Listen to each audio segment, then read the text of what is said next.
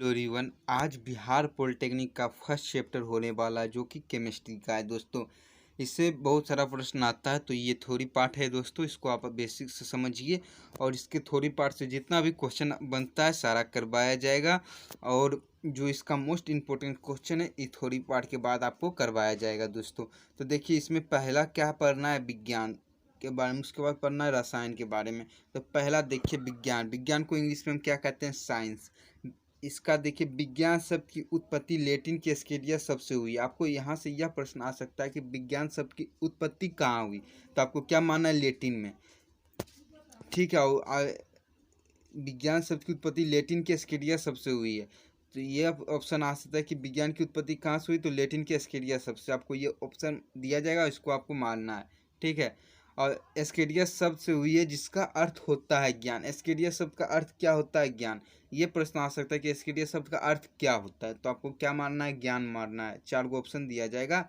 ऐसा इस प्रकार भी ऑप्शन आपको दिया जाएगा कि एस्केडिया शब्द की एस्केडिया शब्द का अर्थ क्या है, तो आपको रहेगा, पहला में रहेगा रसायन, दूसरा में रहेगा भौतिकी, तीसरा में रहेगा जीव विज्ञान और चौथा में रहेगा इनमें से कोई नहीं। तो आपको क्या मानना है, इनमें से कोई नहीं, क्योंकि वहाँ पे आपको ज्ञान नहीं दिया है।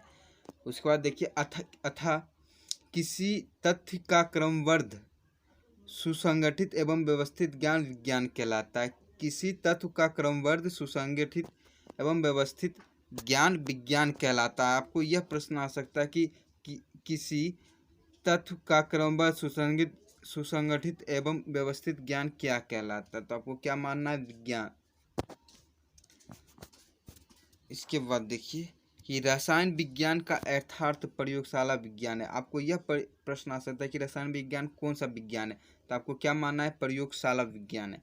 रासायनिक प्रयोगशाला के उपकरण आमतौर पर नापतोल से संबंधित है। रसायन, आपको यह प्रश्न आ सकता है कि रासायनिक प्रयोगशाला के उपकरण आमतौर पर किस पे निर्भर, तो आपको मानना है नापतोल पर। ठीक है, मात्रा को मापने के लिए एक तराजू, मात्रा को मापने के लिए एक तराजू, आयतन को मापने के लिए क्यूरेटर तथा पाइपेट,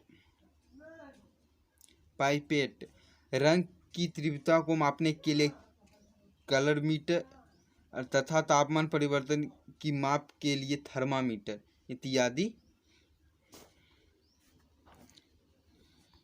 आप समझ गए कि देखिए, जो आयतन, मात्रा को मापने के लिए तराजू होता है, आयतन को मापने के लिए क्यूरेटर तथा पाइपेट और रंग की तीव्रता को मापने के लिए कलर मीटर तथा तापमान परिवर्तन की माप के लिए थर्मामीटर इत्यादि का उपयोग होता है दोस्तों। ये सब केमिस्ट्री में आता है, रसायन में आता है। इलेक्ट्रॉनिक तथा कंप्यूटर तकनीक के विकास से ऐसा वैज्ञानिक उपकरण का विकास हुआ जो कि पदार्थ की मात्रा, संरचना तथा रासायनिक गुण का बिल्कुल सूक्ष्मतम एवं सही मापन करता है। इलेक्ट्रॉनिक्स तथा कंप्यूटर तकनीक के विकास से ऐसा विज्ञान उपकरण का विकास हुआ जो पदार्थ की मात्रा, संरचना तथा रासायनिक गुण का बिल्कुल सूक्ष्मतम एवं सही मापन करता है। देखिए, विज्ञान की प्रमुख शाखाएं, विज्ञान के 5 शाखाएं दोस्तों। Main branch of science, mini branch of science इसको इंग्लिश में कहते हैं। तो देखिए, विज्ञान को निम्नलिखित शाखाओं में वर्गीकृत किया गया है। पहला क्या है, जीव विज्ञान।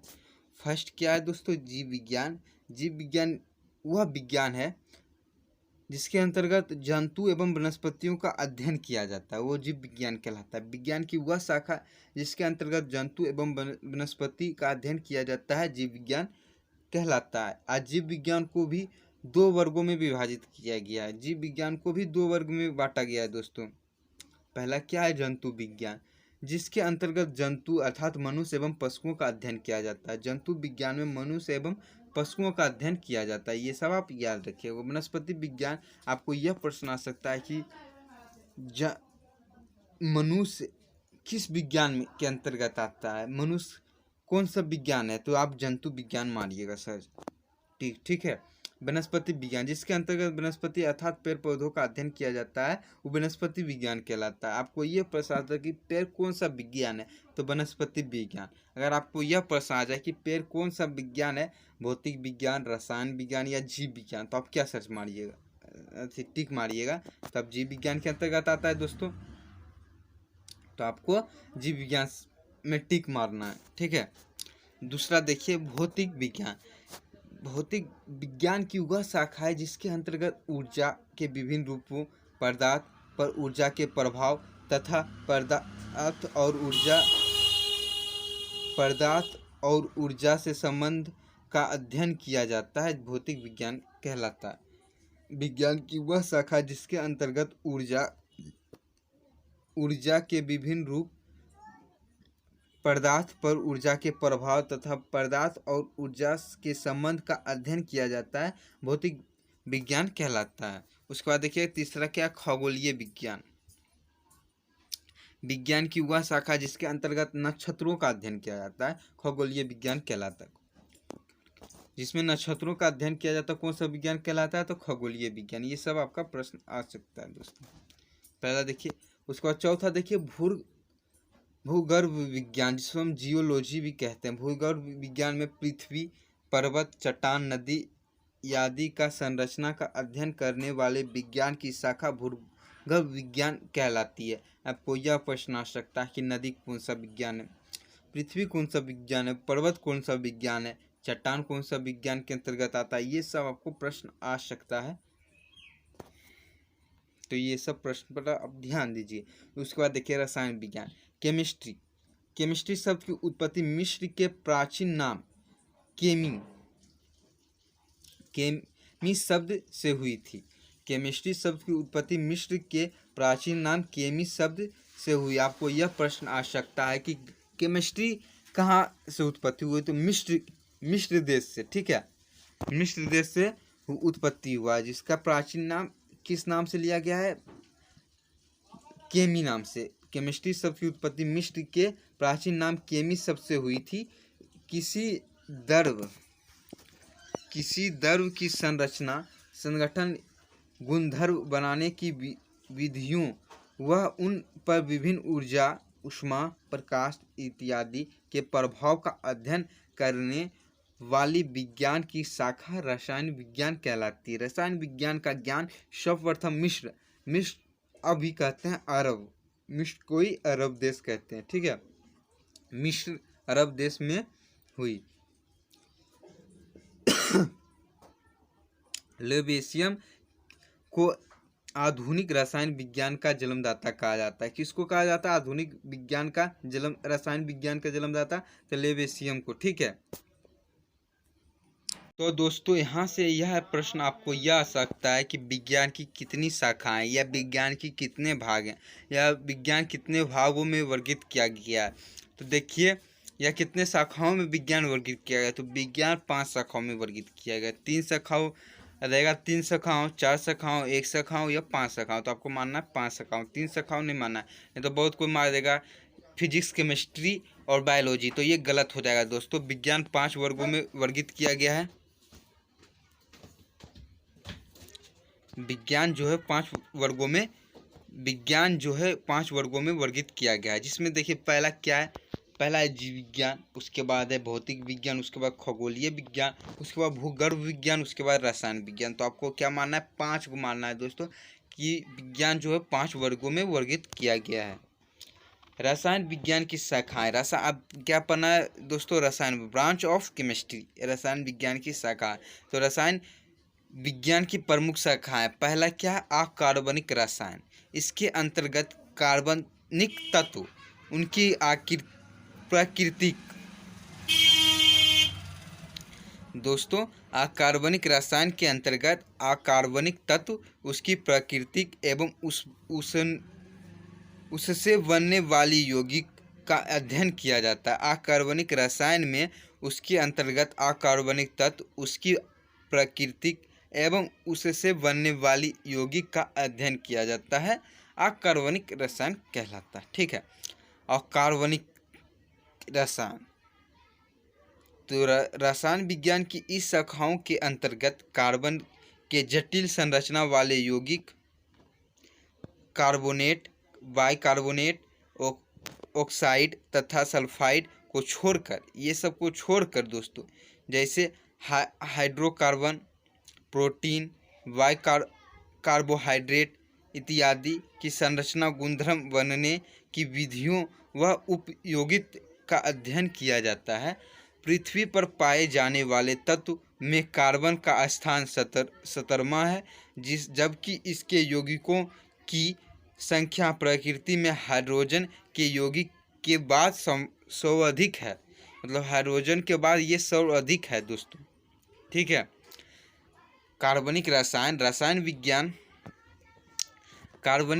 रसायन विज्ञान की इस शाखा के अंतर्गत कार्बन के जटिल संरचना वाले यौगिक, कार्बोनेट, बाइकार्बोनेट, ऑक्साइड तथा सल्फाइड को छोड़कर, ये सब को छोड़कर दोस्तों, ये सब अकार्बनिक में आता है, कार्बनिक में नहीं दोस्तों। जैसे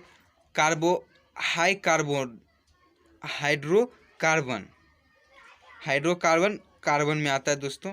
प्रोटीन, कार्बोहाइड्रेट आदि की संरचना, गुणधर्म बनने की विधियों का उपयोगित का अध्ययन किया जाता है। पृथ्वी पर पाए जाने वाले तत्वों में कार्बन का स्थान 17वां है, जबकि इसके यौगिक की स्थान प्रकृति में हाइड्रोजन के यौगिक के बाद सर्वाधिक है। आपको यह प्रश्न आ सकता है दोस्तों यहाँ से कि कार्बन का स्थान कितना नंबर पे है, तो 17वां नंबर पर। ठीक है, 17वां।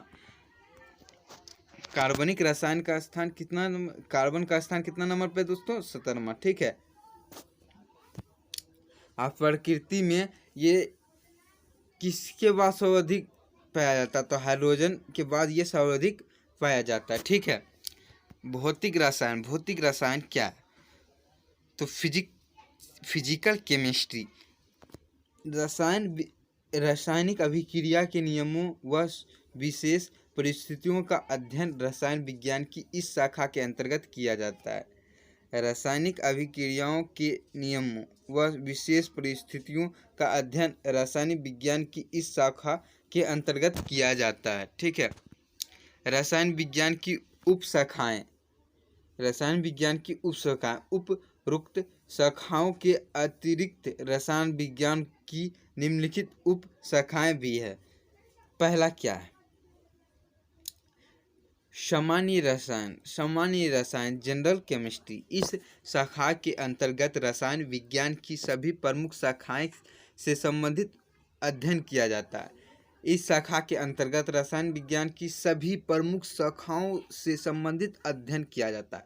जितने भी रसायन विज्ञान में शाखा है दोस्तों, उसके अध्ययन किया जाता है। जैसे कार्बन को भी किया जाता है अध्ययन, अकार्बन को भी अध्ययन किया जाता है, भौतिक रसायन को भी अध्ययन किया जाता है। ये तीनों का अध्ययन इसमें किया जाता है सामान्य रसायन में।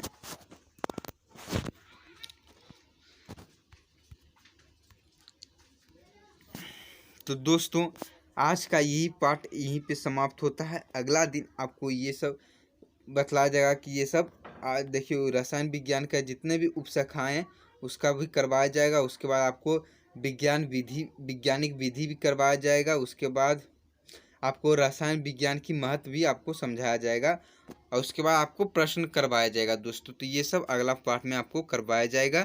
तो ये वीडियो को आप देख लीजिए और अच्छा से 2-3 बार आप देखिए और समझिए, और इस चैनल को जरूर से जरूर अपने दोस्तों के पास शेयर करें। और जो आपको सब्सक्राइब बटन रेड दिख रहा है उसको क्लिक कर दीजिए और बेल आइकन को भी ऑल कर दीजिए। तो जय हिंद दोस्तों, वंदे मातरम।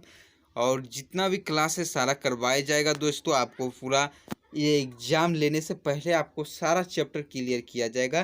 थोड़ा दिन ये वीडियो इसलिए अपलोड नहीं हो पाया क्योंकि यहाँ पे शादी ब्याह था, तो डीजे उजे बज रहा था, तो मेरे घर के ही बगल में था, तो मैं वीडियो नहीं बना पाया। तो दोस्तों इसके लिए क्षमा प्रार्थी हूँ। तो अगला वीडियो आपको मिल जाएगा दोस्तों। तो इस चैनल को आप जरूर से जरूर सब्सक्राइब करें, वीडियो को लाइक करें और अपने दोस्तों के पास शेयर करें।